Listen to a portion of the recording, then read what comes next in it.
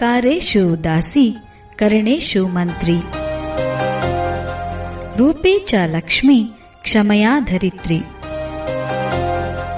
ಭೋಜೇಶು ಮಾತಾ ಶಯನೇಶು ರಂಭಾ ತರುಣಿ ಬಾ ಸ್ವಾಭಿಮಾನಿ ಬಾ ಬಾ ಗೃಹಿಣಿ ಬಾ ಸ್ವಾವಲಂಬಿ ಬಾ ಹೆತ್ತು ಹೊತ್ತು ಸಾಕಿ ಸಲಹಿ ಕ್ಷಮಿಸಿ ಮಾರ್ಗದರ್ಶನ ನೀಡುವ ಮಾತೃ ಹೃದಯಿ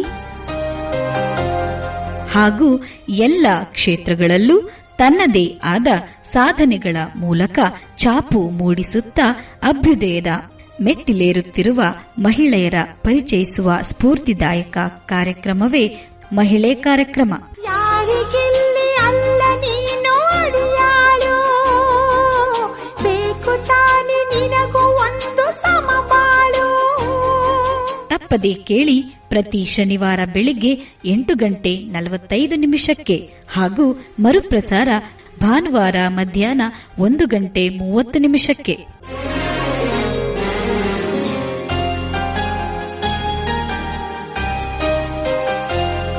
ಆತ್ಮೀಯ ಜನಧ್ವನಿ ಕೇಳುಗರಿಗೆಲ್ಲ ನಮಸ್ಕಾರ. ಇದು ನಿಮ್ಮ ನೆಚ್ಚಿನ ಹಾಗೂ ಮೈಸೂರಿನ ಮೊಟ್ಟಮೊದಲ ಸಮುದಾಯ ಬಾನುಲಿ ಕೇಂದ್ರ ಜನಧ್ವನಿ 90.8 ಕಂಪನಾಂಕದಲ್ಲಿ ಸರಗೂರಿನಿಂದ ಪ್ರಸಾರವಾಗುತ್ತಿದೆ. ನಾನು ನಿಮ್ಮ ಬಾನುಲಿ ಗೆಳತಿ ಅನಿತಾ ಸರಗೂರು. ಎಂದಿನಂತೆ ತಮಗೆಲ್ಲರಿಗೂ ಮಹಿಳೆ ಕಾರ್ಯಕ್ರಮಕ್ಕೆ ಆತ್ಮೀಯವಾದ ಸ್ವಾಗತ.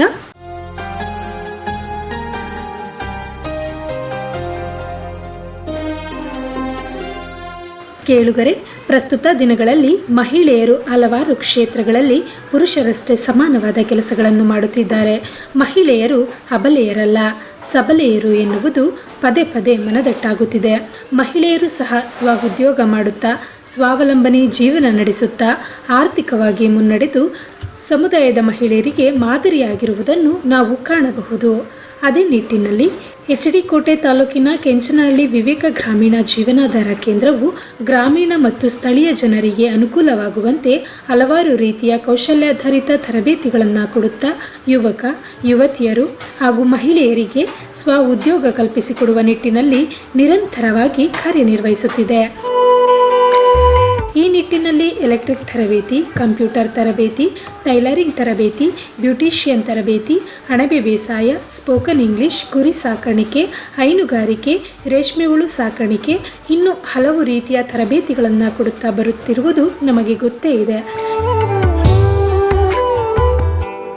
ಕೇಳುಗರೆ, ಇವತ್ತು ನಾವು ಕೆಂಚನಹಳ್ಳಿ ವಿವೇಕ ಗ್ರಾಮೀಣ ಜೀವನಾಧಾರ ಕೇಂದ್ರದ ಉಪಕೇಂದ್ರವಾದ ಮಾದಾಪುರ ಗ್ರಾಮದಲ್ಲಿ ಫ್ಯಾಷನ್ ಡಿಸೈನಿಂಗ್ ತರಬೇತಿಯನ್ನು ಪಡೆದು ಪ್ರಸ್ತುತ ಸ್ವ ಉದ್ಯೋಗಿಯಾಗಿ ಹೊರಹೊಮ್ಮಿರುವ ಬೊಪ್ಪನಹಳ್ಳಿ ಗ್ರಾಮದ ಶ್ರೀಮತಿ ಶಕುಂತಲಾರವರು ಇಂದು ನಮ್ಮೊಂದಿಗಿದ್ದಾರೆ. ಅವರ ಸ್ವ ಉದ್ಯೋಗದ ಕುರಿತು ನಮ್ಮ ಜೊತೆ ಅವರ ಅನಿಸಿಕೆಯನ್ನು ಹಂಚಿಕೊಳ್ಳಲಿದ್ದಾರೆ. ಬನ್ನಿ ಅವರನ್ನು ಕಾರ್ಯಕ್ರಮಕ್ಕೆ ಸ್ವಾಗತಿಸೋಣ. ಮೇಡಮ್, ಮೊದಲನೇದಾಗಿ ಕಾರ್ಯಕ್ರಮಕ್ಕೆ ಸ್ವಾಗತ. ನಮಸ್ತೆ ಮೇಡಮ್, ನನ್ನ ಹೆಸರು ಶಕುಂತಲಾ ಅಂತ. ನಾನು ಈ ಗ್ರಾಮದಲ್ಲಿ ಹುಟ್ಟಿದ್ದು. ನಮ್ಮಲ್ಲಿ ಸಖತ್ತು ಬಡಸ್ತನ ಇತ್ತು. ಹಾಗಾಗಿ ನಮ್ಮ ಅಪ್ಪ ಅಮ್ಮ ನನ್ನ ಓದ್ಸೋಕ್ಕೆ ಆಗಲಿಲ್ಲ ಇಕ್ಕಟ್ಟಿನ ಪರಿಸ್ಥಿತಿಲಿ. ಹಾಗೆ ನನ್ನ ತಮ್ಮ ತಂಗಿ ಓದಿದ್ರು, ನಾನೊಬ್ಬ ಓದ್ದೇ ಇದ್ನಲ್ಲ ಅನ್ನೋ ಮನಸ್ಸಲ್ಲಿ ನನಗೆ ಅದೊಂದೇ ಚಿಂತೆ ಇದ್ದದು. ಓದೋಕ್ಕಾಗಿಲ್ವಲ್ಲ, ಏನು ಕೆಲಸ ಮಾಡೋಕ್ಕಾಗ್ತಿಲ್ವಲ್ಲ, ಮನೆಗೆ ಸೀಮಿತಾಗಿ ಇದ್ದೀನೇನೋ ಅನ್ನೋದಕ್ಕೋಸ್ಕರ ನನ್ನ ಮನಸ್ಸಲ್ಲಿ ಅದೇ ಒಂದು ಬೇಜಾರು, ಅದೇ ಒಂದು ದುಃಖ ನನಗೆ ಕಾಡ್ತಿತ್ತು. ಹಂಗೆ ಕಾಡ್ತಿರ್ಬೇಕಾದ್ರೆ ನನಗೆ ಒಂದು ಏನಾರು ಮಾಡಬೇಕಲ್ಲ ಅನ್ನೋದಕ್ಕೋಸ್ಕರ ವಿದ್ಯೆ ಇಲ್ಲ. ಕರೆಯೋದು ಕೊಡ್ತೀನಿ ಕೆಲಸ ಅನ್ನೋಕೆ ವಿದ್ಯೆನೇ ಮುಖ್ಯ ಬೇಕಾಗಿರೋದು. ಮನ್ಸನ್ಗೆ ಏನು ಹೇಳಿಕೆಗಾದ್ರು ವಿದ್ಯೆನೇ ಬೇಕಾಗಿರೋದು. ವಿದ್ಯೆ ಇಲ್ಲದ ನನ್ನ ಯಾರು ಕರ್ಕೊಂಡವ್ರು ಅನ್ನೋದೇ ನನಗೆ ಚಿಂತೆ. ಹಾಗಾಗಿ ನಾನು ಚಿಕ್ಕರಲ್ಲಿ ಹುಟ್ಟಿ ಬೆಳೆದು ಆಗ ನಮ್ಮ ತಂದೆ ತಾಯಿಗೆ ಏನೋ ಮದುವೆ ಅನ್ಕ ಮಾಡಿದ್ರು. ಅವರು ಬಡವರಾಗಿರೋದ್ರಿಂದ ನಾನು ಓದ್ಸೋಕ್ಕಾಗಲಿಲ್ಲ. ಓದ್ಸೋಕ್ಕಾಗ್ದೇ ಆಗಲೂ ಹಂಗೆ ಚಿಂತೆ ಕೊಡ್ತಿದ್ದೀನಿ, ನಾನು ಓದಿಸ್ನಿಲ್ವಲ್ಲ ಅದೇ ಒಂದು ಚಿಂತೆ ಆಗಿತ್ತು ನನಗೆ. ಆಗ ಮದುವೆ ಮಾಡಿದ್ರು. ಇನ್ನೇನು ಮಾಡೋಕ್ಕಾದೊಂದು ಮದುವೆ ಹಂಗಾಗಿ ಮಕ್ಳು ಮರಿ ಆದರು. ಇಲ್ಲೂ ಅದೇ ಥರ ಕೊರತೆ ನನಗೆ. ಹಿಂಗೆ ಓದ್ಬಿಟ್ಟು 4-6 ಜನ ಅಂದ್ರೆ ನಾವು ಹೋಗಿ ತಿರ್ಗಂಗಿಲ್ಲ, ಬಳಸಂಗಿಲ್ಲ. ಎಲ್ಲೋದ್ರೂ ವಿದ್ಯೆನೇ ನಮಗೆ ಬೇಕಾಗಿರೋದು ಅನ್ನೋ ಚಿಂತೆ. ಇಲ್ಲೂ ಹಂಗೆ ಆಡ್ತಿರ್ಬೇಕಾದ್ರೆ ಆಗ ನಮ್ಗೆ ಹಿಂಗೆ ರಂಗಸ್ವಾಮಿನ ಸಾರು ಸ್ವಾಮಿ ವಿವೇಕಾನಂದ ಹಾಸ್ಪಿಟಲ್ ಇದ್ರ ಕಡೆಯಿಂದ ನಮ್ಗೆ ಒಂದು ಒಳಗಡೆ ಟ್ರೈನಿಂಗ್ ಬ್ಯಾಚು ಅಂದ್ಕೊಂಡು ಹೇಳೋಕ್ಕೋಸ್ಕರ ಬಂದರು ನಮ್ಗೆ. ಆದರೂ ಸಖತ್ ಪ್ರಾಬ್ಲಮ್. ನಮ್ಮ ಮಕ್ಕಳು ವಿದ್ಯಾಭ್ಯಾಸ ಓದಿಸ್ಬೇಕು ಆಮೇಲೆ ನಮ್ಮ ಮಕ್ಕಳು ಓದಿಸ್ಬೇಕು, ನನ್ನ ತಂಗಿ ಮಕ್ಕಳು ಕರ್ಕೊಂಡು ಇಲ್ಲೇ ಸಾಕೊಂಡು ಅವರು ಓದಿಸ್ಬೇಕು ಅನ್ನೋ ಆಸೆ ನನಗೆ. ಕೈಯಲ್ಲಿ ಕಾಸಿರಲ್ಲ. ನಾವು ಹೋಗಿ ಹೊರಗಡೆ ದುಡಿತೀನಿ ಅನ್ನೋದ್ರೆ ವಿದ್ಯೆ ಇಲ್ಲ. ಇಲ್ಲೂ ಅದೇ ಚಿಂತೆ ನನಗೆ. ಆಗ ನಮ್ಮ ಮನೆಯವರು ಹೋದ್ರೆ ಕೂಲಿಗೆ ಹೋಗ್ಬೇಕು. ಕೂಲಿಗೆ ಹೋದ್ರೆ ನನಗೆ ಸ್ವಲ್ಪ ಸಖತ್ ಹುಷಾರಿಲ್ಲಂಗೆ ಆಗ್ಬಿಡುತ್ತೆ ನನಗೆ. ಅದರಿಂದ ನನಗೆ ಇಲ್ಲೂ ಗೇಯೋಕ್ಕಾಗಲ್ಲ. ಈಗ ಮನೇಲಿ ಚಿಂತೆ, ಮನೇಲಿ ಮಾಮೂಲಿ ಮನೆ ಕೆಲಸ ಮಾಡ್ಕೊಳ್ಳೋದು, ಮನೇಲಿರೋದು, ಹಂಗಾಗಿ ಅದೇ ಒಂದು ಕೊರತೆ ಆಯ್ತು ನನಗೆ. ಹಂಗಿರ್ಬೇಕಾರೆ ಆಗ ನಮ್ಮ ರಂಗಸ್ವಾಮಿ ಸರ್ ಬಂದು ಹಿಂಗೆ ಅಕ್ಕ ಓದ್ಬೇಕಾರೆ ಬರಬೇಕಾಗಿಲ್ಲ ಅಂತ ಅನ್ಕೊಂಡು ನಂಗೆ ಒಂದು ಧೈರ್ಯ ಹೇಳೋರು ಬಂದು ನಂಗೆ ವಿದ್ಯೆ ಇಲ್ಲ ಎಲ್ಲರೂ ನಂಗೆ ಸೇಮ್ ಆಯ್ತಾ ನಂಗೆ ಬೇಜಾರಾಯ್ತು ಸಖತ್ ಇದು ಮಾಡ್ತಿದ್ದೆ ನನಗೆ ವಿದ್ಯೆ ನನಗೆ ಸಖತ್ ಅವಮಾನ ಪಡಿಸ್ತಿತ್ತು ನಂಗೆ ಈಗಲಾದ್ರು ನಂಗೆ ಅಷ್ಟೇ ಆಗಂಗಿತ್ತು ಇಲ್ಲ ಅಕ್ಕ ಓದ್ಬೇಕಾದಂತ ಏನಿಲ್ಲ ಅದಕ್ಕೆ ಮಾಡ್ಬೋದು ಅನ್ನೋ ನಿನ್ನಲ್ಲಿ ಅದ ಕಣಕ್ಕ ಮಾಡು ಅಂತ ಅವನೊಂದು ಬಂದು ಮನೇಲಿ ಕೂತ್ಕೊಂಡು ಒಂದು ಧೈರ್ಯ ತುಂಬಿ ನನ್ನ ತಮ್ಮನ ಫ್ರೆಂಡೇ ಅವರು ಬೇರೆ ಯಾರಲ್ಲ ಬಂದು ಅಕ್ಕ ಮಾಡ್ಬೋದು ಏನಿಲ್ಲ ನಾನು ಹೇಳ್ತೀನಿ ಮೇಡಮ್ ಜೊತೆಲಿ ಮಾತಾಡ್ತೀನಿ ಏನಿಲ್ಲ ಓದಬೇಕು ಏನಿಲ್ಲ ಕಣಕ್ಕ ಹೊರ್ಗ ಟ್ರೈನಿಂಗ ಅಂತ ಅವ್ರು ಹೇಳಿ ಆಗ ಮಾಧವಪುರದ ಸರೌಂಡಿಂಗಲ್ಲಿ ನಮ್ಗೊಂದು ಕೆಲಸ ಅಂತ ಅಂದ್ಕೊಂಡು ಅವ್ನು ಕರ್ಕೊಂಡೋಗಿ ನಮ್ಮನ್ನು ಸೇರಿಸಿ 3 ತಿಂಗಳ ಟ್ರೈನಿಂಗ್ ಸೌಮ್ಯ ಮೇಡಮ್ ಅವ್ರಿಗೂ ತುಂಬ ನಮಸ್ಕಾರ ಅವರು ನಮ್ಗೆ ಒಂದು ತರಬೇತಿ ಅಂತ ಕೊಟ್ಟು ನಮ್ಗೆ ಒಂದು ಅನ್ನಕ್ಕೆ ನಮ್ಗೆ ದಾರಿ ತೋರಿ ಅದೊಂದು ಕಲಿಸ್ಕೊಟ್ರು ಅದು ಕಲ್ತು ತೊಡಿಂದ ನಮ್ಗೆ ಒಂದು ಏನಕ್ಕಾರು ನಮ್ಮ ಮನೆಯವ್ರು ಒಂದು ಯಾವಾರಕ್ಕೆ ಬಾದಾಡೋದು ನನ್ನದು ಸಣ್ಣ ಪುಟ್ಟದ್ದು ಯಾವಾರಕ್ಕಾರು ನನ್ನದು ಅನ್ನೋದು ಇಟ್ಟೇ ಇರ್ತೀನಿ ಈಗ ನಾನು ಅದರಿಂದ ಎಲ್ಲರಿಗೂ ಹೇಳೋದು ಒಂದೇ ನಾನು ನನ್ನಂಗೆ ವಿದ್ಯೆ ಇಲ್ಲದವರು ಆಗಲ್ಲ ಅನ್ನೋರು ನಿಮ್ಮ ಹೆಣ್ಮಕ್ಳಲ್ಲಿ ಸೊಸೈಟಿ ಆಗಲಿ ಯಾರೇ ಆಗಲಿ ಅವ್ರನ್ನ ಮುಂದೆ ತಂದು ಹೆಣ್ಮಕ್ಳದೊಂದು ಕೊರತೆ ನೀಗಿಸಿ ಅದನ್ನೇ ನಾನು ನಿಮ್ಮ ಬೆಳ್ಕೊಳ್ಳೋದು ಜನತೆಗೆ ಆದ್ರೆ ನಮ್ಮಂಗೆ ವಿದ್ಯೆ ಇಲ್ವಲ್ಲ ಇನ್ನೇನು ಮಾಡೋಕ್ಕಾಗಲ್ವಲ್ಲ ಅಂತ ಮೂಲ ಗುಂಪಿಗೆ ತಳ್ಳಿ ಅವರ ಅವಮಾನ ಪಡಿಸ್ಬೇಡಿ ನಾವು ವಿದ್ಯೆ ಇಲ್ಲದಕ್ಕೆ ನಾ ಎಷ್ಟು ಅವಮಾನ ಪಟ್ಟು ನನಗೆ ಗೊತ್ತೋದು ಮನಸ್ಸಲ್ಲಿ ನಮ್ಗೆ ಎಷ್ಟೆಷ್ಟು ಅವಮಾನ ಚಿಂತೆ ದುಃಖ ಅದ ಆ ಥರ ನಿಮ್ಮ ಹೆಣ್ಮಕ್ಳೇ ಆಗಲಿ ಸೊಸೈಟಿ ಆಗಲಿ ಯಾರನ್ನಾರು ಕಡೆಗಣಿಸ್ಬೇಡಿ ಮಾಡ್ತೀನಿ ಅನ್ನೋದಕ್ಕೋಸ್ಕರ ಒಂದು ಕಾಲು ಹೆಜ್ಜೆ ಮುಂದೆ ಇಟ್ಟಾಗ ಅವ್ರಿಗೊಂದು ಪ್ರೋತ್ಸಾಹ ಮಾಡಿ ನೀವು ಮುಂದಕ್ಕೆ ಕಳಿಸಿ ಅವ್ರೊಂದು ಕೆಲಸ ಅಂತ ಮಾಡೋಕ್ಕೆ ದಾರಿ ಬಿಡಿ ಹೆಣ್ಮಕ್ಳು ಎಲ್ಲರೂ ಕಾಲಿಟ್ರೆ ಮನೆ ಹೊರಗಡೆಯಿಂದ ಅವರೊಂದು ಕೆಟ್ಟ ರೀತಿ ಹಿಂಗ ಅನ್ನೋಕ್ಕೋಸ್ಕರ ಹೋಗ್ಬೇಡಿ ನಾವು ವಿದ್ಯೆ ಇಲ್ಲದವರು ಹೋಗಿ ಹೊರಗಡೆ ಒಂದು ಸಂಪಾದನೆ ಮಾಡ್ತೀನಿ ಅನ್ನೋ ಧೈರ್ಯ ನಮ್ಗೆ ಈಗ ಬಂದದ ನನಗೆ ನಮ್ಮ ಮನೆಯವ್ರು ಒಂದು ಅಷ್ಟು ಇಷ್ಟ ಮಾಡೋದು ನಾನು ಇಷ್ಟ ಮಾಡ್ತೀನಿ ಅನ್ನೋ ಚಾಲೆಂಜು ನನಗೂ ಹುಟ್ಟೋದೇ ಈಗ ಅದರಿಂದಾಗಿ ಯಾರಾದರೂ ಅಷ್ಟೇ ಯಾತಿಕಾರು ಅಷ್ಟೇ ಹೆಣ್ಮಕ್ಳನ್ನ ಯಾರನ್ನೂ ಕಡೆ ಕಾಣಬೇಡಿ ಇಲ್ಲಿ ಹೊರ್ಗಂಟು ನಾವು ಮಾಡಿರೋದಕ್ಕೋಸ್ಕರ ನನ್ನಿಂದ ಯಾರೋ ನೋಡಿ ನಾವು ವಿದ್ಯೆ ಇಲ್ಲದವ ನಾ ಮಾಡೀನಿ ಅಂತ ಹೇಳ್ಕೊತೀವಿ ಆದ್ರೆ ನನ್ನ ಮಾತಾಡೋ ಕೇಳಿ ನಿಮ್ಮ ಹೆಣ್ಮಕ್ಳನ್ನ ಮುಂದೆ ತಂದು ಒಂದು ಕೆಲಸ ಅಂತ ಮಾಡಕ್ಕೆ ಬಿಡಿ. ಅಂದ್ರೆ ಮೂಲತಃ ನೀವು ಐರ್ಗಿಯವರು ಚಿಕ್ಕವರಿದ್ದಾಗ ಓದಬೇಕು ಅಂತ ಆಸೆ ಇತ್ತು, ಆದ್ರೆ ಏನು ಬಡತನದಿಂದ ಸಪೋರ್ಟ್ ಮಾಡಲಿಲ್ಲ ಮೇಡಮ್. ನಂತರ ನಿಮ್ಮ ಮದುವೆ ಮೇಡಮ್ ಓದ್ಲೇ ಇಲ್ಲ ಮೇಡಮ್, ಸ್ಕೂಲ್ ಅಂತೆ ಹೋಗ್ಲಿಲ್ಲ ಮೇಡಮ್. ನಮ್ಮ ತಾಯಿದ ಸಾಕಷ್ಟು ಪ್ರಾಬ್ಲಮ್ ಇತ್ತು, ಅದಕ್ಕೋಸ್ಕರ ನಾವು ಓದಕ್ಕಾಗಲಿಲ್ಲ. ನಂತರ ಮದುವೆ ಆದ್ಮೇಲೆ ನಿಮ್ಮ ಕುಟುಂಬದಲ್ಲಿ ಯಾರ್ಯಾರು ಇದ್ರಿ? ನಾವು ಕುಟುಂಬದಲ್ಲಿ ನಮ್ಮ ಅತ್ತೆ, ನಾವು, ನಮ್ಮ ಅತ್ತಿಗೆ, ನಮ್ಮ ಅಕ್ಕ, ಭಾವ, ನಮ್ಮ ಹೊರಗಿದ್ವಿ ಅವ್ರಿದ್ನು.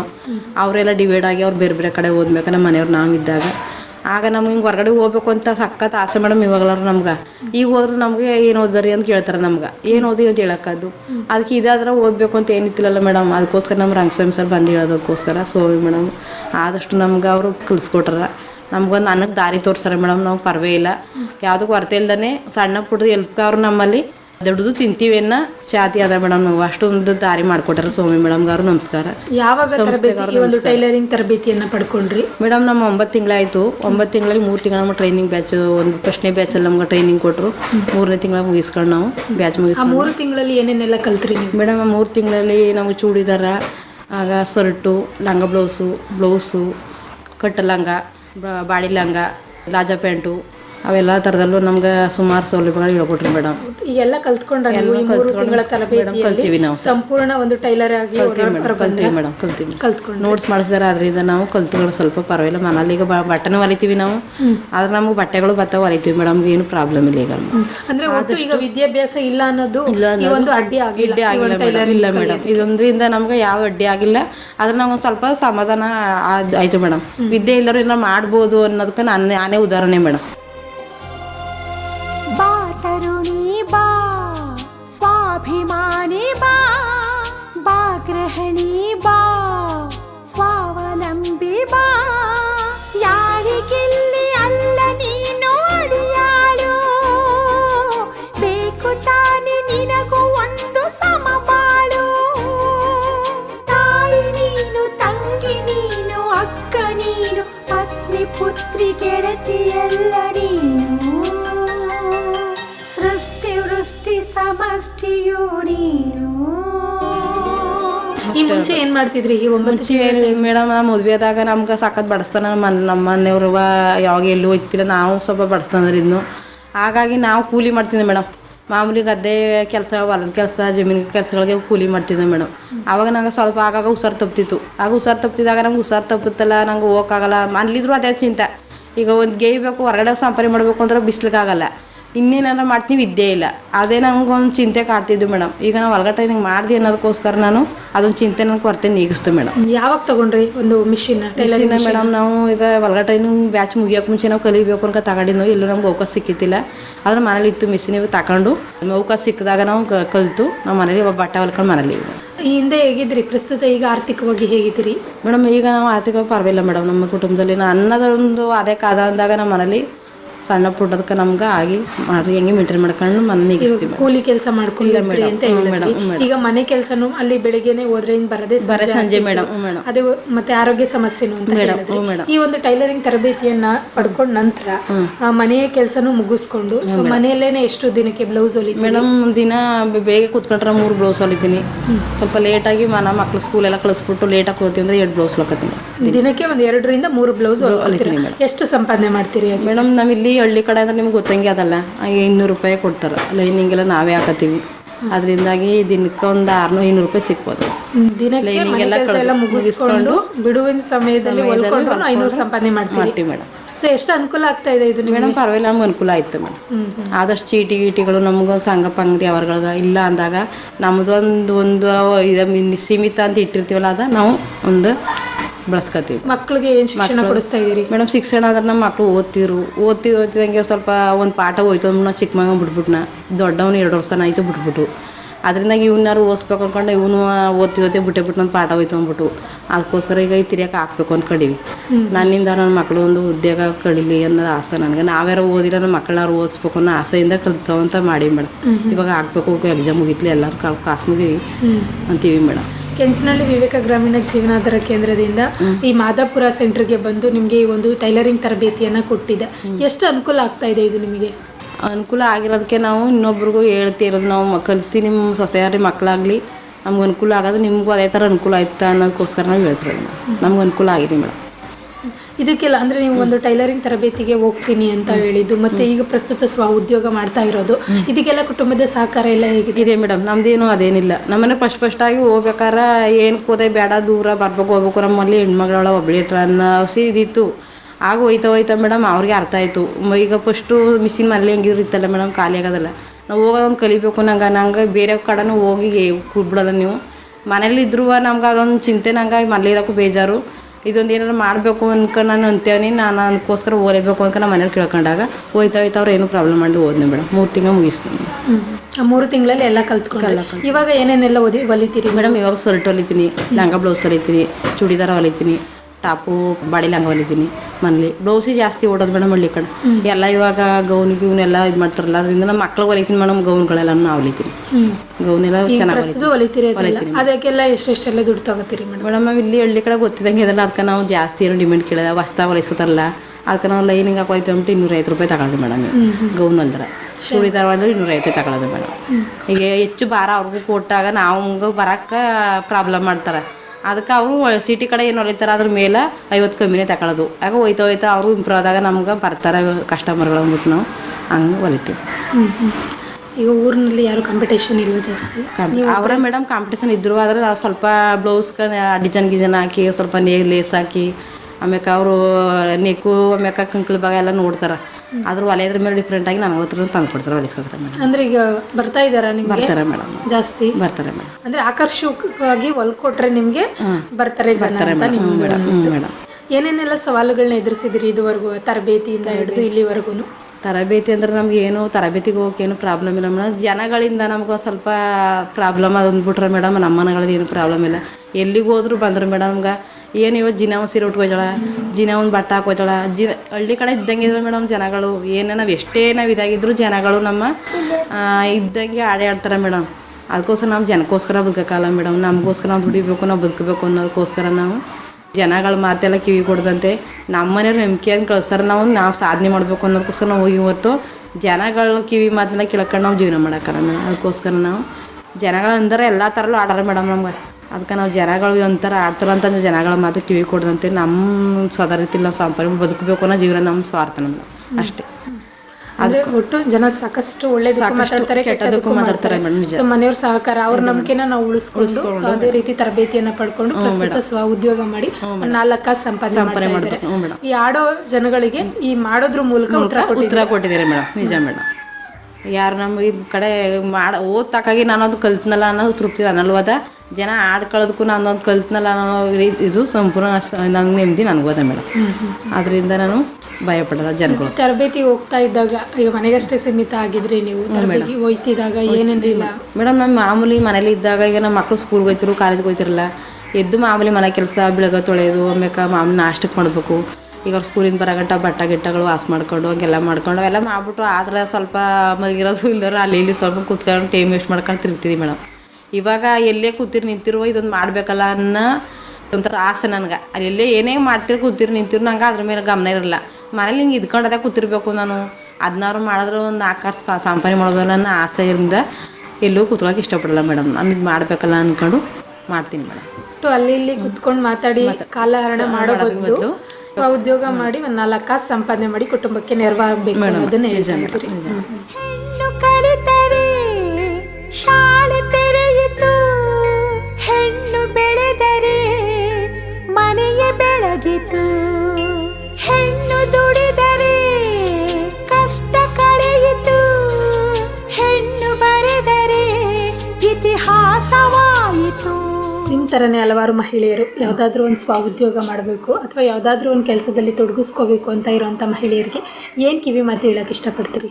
ನಾನು ಹೇಳೋದು ಒಂದೇ, ಎಲ್ಲ ಜನತೆಗೆ ಏನಂದ್ರೆ ಯಾರು ಮನೆಗೆ ಸೀಮಿತರಾಗಿ ಯಾರು ಮನೇಲಿ ಕೂತು ಕಾಲಹರಣ ಮಾಡೋ ಬದಲು ನಂತರ ಒಬ್ಬರು ಹೋಗಿ ಹೊರಗಡೆ ನಿಮ್ಮ ಮನೆಯವ್ರಿಗೆ ಆಗಲಿ, ನಿಮ್ಮ ಕುಟುಂಬದವ್ರಿಗೆ ಆಗಲಿ, ನಿಮ್ಮ ತಂದೆ ತಾಯಿಗೆ, ನಿಮ್ಮ ಗಂಡ ಮಕ್ಕಳಿಗೆ ಯಾರಿಗೆ ಆಗಲಿ ಒಂದು ರೀತಿಲಿ ನೀವು ನಂತರ ಮಾಡಬೇಕು ಅನ್ನೋ ಆಸಕ್ತಿ ಇರೋರು ನೀವು ನಂತರ ನಂಬಿಕೆ ಇಟ್ಟು ನೀವು ಮನೇಲಿ ಹೇಳ್ಕೊಂಡು ಜನಕ್ಕೋಸ್ಕರ ಬದುಕದಂತೆ ಜನ್ಮತ್ ಕೇಳದಂತೆ ನೀವು ನಾವು ಬದುಕಬೇಕು ಅನ್ನೋ ರೀತಿಲಿ ನೀವು ಹೊರಗಡೆ ದುಡಿಬೇಕು ಅನ್ನೋ ಛಲವಾಗಿ ನೀವು ಮಾಡಬೇಕು ಅಂದ್ರೆ ನನ್ನಂಥವ್ರು ನೋಡಿ ನೀವು ಒಂದು ಪಾಠ ಕಲಿತು ನೀವು ಏನು ಭಯ ಪಡ್ದಂತೆ ಜನಗಳಿಗೋಸ್ಕರ ಎದುರ್ಕೊಳ್ಳದಂತೆ ನಮ್ಮ ಮನೆಯವ್ರಿಗೋಸ್ಕರ ಸೀಮಿತವಾಗಿ ನಾವು ದುಡ್ದು ನಾವು ಬದುಕಬೇಕು ಅನ್ನೋ ಸ್ವದ ರೀತಿಲಿ ನೀವು ಹೋಗಿ ಏನಾರ ಒಂದು ಕಲೀರಿ ಅನ್ನೋದೇ ನನ್ನ ಆಸೆ ಮೇಡಮ್. ಮಹಿಳೆಯರಿಗೆ ಸುಮ್ಮನೆ ಕಾಲಹರಣ ಮಾಡೋ ಬದಲು ಯಾವುದಾದ್ರೂ ಒಂದು ತರಬೇತಿಯನ್ನು ಪಡ್ಕೊಂಡು ಮಾಡಿ ಅಂತ ಹೇಳ್ತೀನಿ ಮೇಡಮ್. ಈ ಒಂದು ಸ್ವಉದ್ಯೋಗ ಮಾಡ್ತಾ ಇರೋದು ಪ್ರಸ್ತುತ ನಿಮಗೆ ಆರ್ಥಿಕವಾಗಿ ಎಷ್ಟು ಅನುಕೂಲ ಆಗ್ತಾ ಇದೆ ಮೇಡಮ್? ಸಂಘ ಸಂಸ್ಥೆ ಅಂದರೆ ಮೇಡಮ್ ಸ್ವಲ್ಪ ಸಂಘಗಳು ತೆಗೆದ್ಬಿಟ್ಟಿದ್ವು. ನಮ್ಮಲ್ಲಿ ಸಾಕತ್ತು ಆಟೋ ಆಕ್ಸಿಡೆಂಟ್ ಆಗ್ಬಿಟ್ಟು ನಮ್ಗೆ ಪ್ರಾಬ್ಲಮ್ ಆಗ್ಬಿಟ್ಟಿತ್ತು. ಆಗಿಂದ ಸಾಲ ತಗೊಬಿಟ್ಟಿವಿ. ಸಂಘಗಳಲ್ಲಿ ಒಂದು 4-5 ಸಂಘ ತಗೊಬಿಟ್ಟಿವಿ. ಅಕಸ್ಮಾತಾಗಿ ನಮ್ಮ ಮನೆಯವ್ರಿಗೆ ಏನಾರ ಸಪೋರ್ಟ್ ಆಗದಿದ್ದಾಗ ನಂದು ಕಟ್ತೀನಿ ಅನ್ನೋ ಧೈರ್ಯ ನನಗೆ ಅದ ಮೇಡಮ್. ಇದರಿಂದ ನಂಗೆ ಒಂದು ಸ್ವಲ್ಪ ಅನುಕೂಲ ಅದ ಮೇಡಮ್. ಈಗ 10-100 ಇದ್ದಾಗ ನನ್ನ ಕೈಲಿ ಇಷ್ಟ ಅದ ಅಂತ ಕಟ್ಕೊತೀನಿ, ಅವ್ರು ಹೋದ್ರು ನಾನು ಕಟ್ತೀನಿ ಅನ್ನೋ ಧೈರ್ಯ ನಂಗೆ ಅದ ಮೇಡಮ್. ಒಂದು ಇಷ್ಟ ಮಡಗಿದ್ವಿ ನಾವು ಕಟ್ತೀನಿ ಅನ್ನೋ ಸಂಘಗಳು ಜಾಸ್ತಿ ಮೇಡಮ್ ಸಾಲ ಮಾಡ್ಕೊಬಿಟ್ಟಿವಿ. ಅದರಿಂದ ಸಂಘಗಳು ಕಟ್ಕೋಬೇಕಲ್ಲ ನಂಗೊಂದು ಹೆಲ್ಪ್ ಆಯ್ತಲ್ಲ ಅನ್ನೋ ಕಾಳಜಿ ನಂಗೆ ಅದೇ ಮೇಡಮ್. ಅಂದ್ರೆ ಈಗ ದಿನಕ್ಕೆ ಒಂದು 400-500 ಸಂಪಾದನೆ ಮಾಡ್ತೀರಿ ಅಂತಂದ್ರೆ ತಿಂಗಳಿಗೆ ಒಂದು 10,000-15,000 ಸಾವಿರ ಸಂಪಾದನೆ ಮಾಡ್ತಾ ಇದ್ರೆ ಸೊ ಮನೆಯಲ್ಲಿದ್ದು ನಿಮ್ಮ ಸ್ವ ಕೆಲಸಗಳನ್ನೆಲ್ಲ ಮುಗಿಸ್ಕೊಂಡು ನಂತರ ಈ ಒಂದು ಸ್ವ ಉದ್ಯೋಗ ಮಾಡ್ತೀರಾ, ಸಖತ್ ಅನುಕೂಲ ಆಯ್ತು. ಸೊ ಕೊನೆಯದಾಗಿ ನಮ್ಮ ಜನಧ್ವನಿ ಕೇಳುಗರಿಗೆ ಏನು ಸಂದೇಶ ಹೇಳೋದಕ್ಕೆ ಇಷ್ಟಪಡ್ತೀರಿ ಮೇಡಮ್? ನಾ ಹೇಳೋದು ಒಂದು ಅಂತಂದ್ರೆ ಅದೇ ಹೆಣ್ಮಕ್ಳು ಮುಂದೆ ತನ್ನಿ, ಯಾರು ಇದ್ದೇ ಇಲ್ಲ ಅಂತ ಕೊರಗದ ಚಿಂತೆ ಬಿಡಿ. ನಂತರ ಬಂದು ಒಂದು ಏನಾರ ಚಾಲೆಂಜ್ ಮಾಡ್ಕೊಂಡು ನಂತರ ಬಂದು ಮುಂದೆ ನೀವು ಒಂದು ಬದುಕಕ್ಕೆ ಒಂದು ರೂಟ್ ಮಾಡ್ಕೊಂಡು ಚಾಲೆಂಜಾಗಿ ಬದುಕೋದು ಕಲೀರಿ. ಒಂದು ಯಾವುದಾರ ಒಂದು ಉದ್ಯೋಗ ನಿಮ್ಗೆ ಏನು ಅನುಕೂಲ ಆಯ್ತಾ ಅದು ನಾ ಇದೇ ಮಾಡಿ ಅದೇ ಮಾಡಿ ಅಂತ ಹೇಳ್ತಿಲ್ಲ. ನಂಗೆ ಅನುಕೂಲ ಆಗಿದ್ದು ನಂಗೆ ಹೊರಗಡೆ ಟ್ರೈನಿಂಗ್ ಬ್ಯಾಚಲ್ಲಿ ಹೋಗಿ ಮಾಡಬೇಕು ಅನ್ನೋ ಅನುಕೂಲ ನನಗಿತ್ತು. ವಿದ್ಯೆ ಇಲ್ಲ ಅಂತ ಕೂತ್ಕೊಂಡು ನನ್ನ ಮುಂದೆ ತಂದಾರ. ಆ ಥರ ನೀವು ಬಂದು ನಂತರ ಕಲಿತು ಒಂದು ಸಾಧನೆ ಮಾಡಿ ತೋರಿಸಿ ಜನಗಳಿಗೆ. ಆದ್ರೆ ವೇಸ್ಟಾಗಿ ಕೂತ್ಕೊಂಡು ಕಾಲಹರಣ ಮಾಡಬೇಡಿ ಯಾರು. ನಾನು ಒಬ್ಬ ವಿದ್ಯೆ ಇಲ್ಲದವ ಆದರೂ ನಾ ಮಾಡ್ತೀನಿ ಅನ್ನೋ ಧೈರ್ಯ ಬಂದು ಮಾಡೀನಿ. ನಂತರ ನೀವು ಕಲೀರಿ. ಅದು ಹೇಳೋ ಜನ ತುಂಬಾ ಮುಖ್ಯ. ಆದ್ರೆ ಇಲ್ಲದೆ ಇದ್ರೂ ಸ್ವ ಉದ್ಯೋಗ ಮಾಡಬಹುದು. ಈ ರೀತಿಯ ತರಬೇತಿಗಳನ್ನ ಪಡ್ಕೊಂಡೇ ಬನ್ನಿ ಅಂತ ಹೇಳ್ತೀವಿ ಮೇಡಮ್. ಜನಧ್ವನಿ ಕೇಳುಗರಿಗೆ, ಸಮುದಾಯದ ಜನತೆಗೆ ಒಳ್ಳೆ ಸಂದೇಶನ ತಿಳಿಸ್ಕೊಟ್ರಿ ಮ್ಯಾಮ್. ಬಹಳ ಸಂತೋಷ ಇಷ್ಟೊತ್ತು ನಮ್ಮ ಜೊತೆ ಇದ್ದು ನಿಮ್ಮ ವೈಯಕ್ತಿಕ ಜೀವನ ಹಾಗೂ ಸ್ವ ಉದ್ಯೋಗದ ಕುರಿತು, ಫ್ಯಾಷನ್ ಡಿಸೈನಿಂಗ್ ತರಬೇತಿಯ ಅನುಭವದ ಕುರಿತು ಸಾಕಷ್ಟು ವಿಚಾರಗಳನ್ನ ನಮಗೆ ಮತ್ತು ನಮ್ಮ ಕೇಳುಗರಿಗೆ ತಿಳಿಸ್ಕೊಟ್ಟಿದ್ದಕ್ಕೆ ಧನ್ಯವಾದಗಳು. ನಮಸ್ತೆ ಮೇಡಮ್.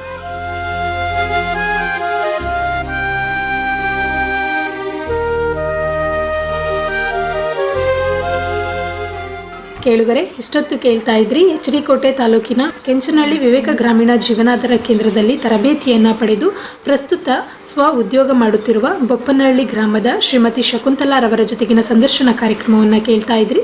ಇದು ಇವತ್ತಿನ ಮಹಿಳೆ ಕಾರ್ಯಕ್ರಮ. ಮತ್ತೆ ಮತ್ತೊಂದು ಕಾರ್ಯಕ್ರಮದಲ್ಲಿ ನಿಮ್ಮನ್ನು ಭೇಟಿಯಾಗ್ತೀನಿ. ಅಲ್ಲಿಯವರೆಗೂ ಕೇಳ್ತಾ ಇರಿ ಜನಧ್ವನಿ. ಇದು ನಿಮ್ಮ ಧ್ವನಿ, ನಿಮ್ಮೂರಿನ ಧ್ವನಿ, ಜನರ ಧ್ವನಿಯಾದ ಜನಧ್ವನಿ. 90.8 ಕಂಪನಾಂಕದಲ್ಲಿ ಸರಗೂರಿನಿಂದ ಪ್ರಸಾರವಾಗುತ್ತಿದೆ. ನಮಸ್ಕಾರ.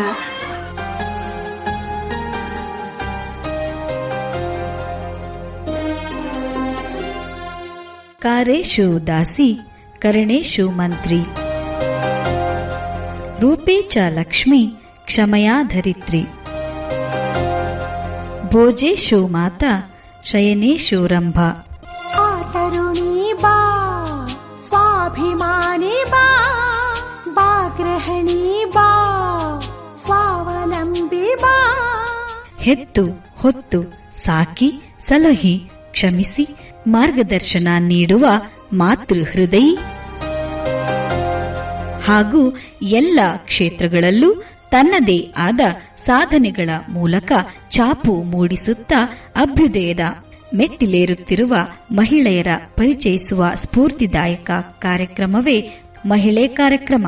ಯಾರಿಗೆಲ್ಲಿ ಅಲ್ಲ ನೀನು ಅಡಿಯಾಳು ಬೇಕು ತಾನೆ ನಿನಗೂ ಒಂದು ಸಮಬಾಳು. ತಪ್ಪದೆ ಕೇಳಿ ಪ್ರತಿ ಶನಿವಾರ ಬೆಳಿಗ್ಗೆ 8:45 ಹಾಗೂ ಮರುಪ್ರಸಾರ ಭಾನುವಾರ ಮಧ್ಯಾಹ್ನ 1:30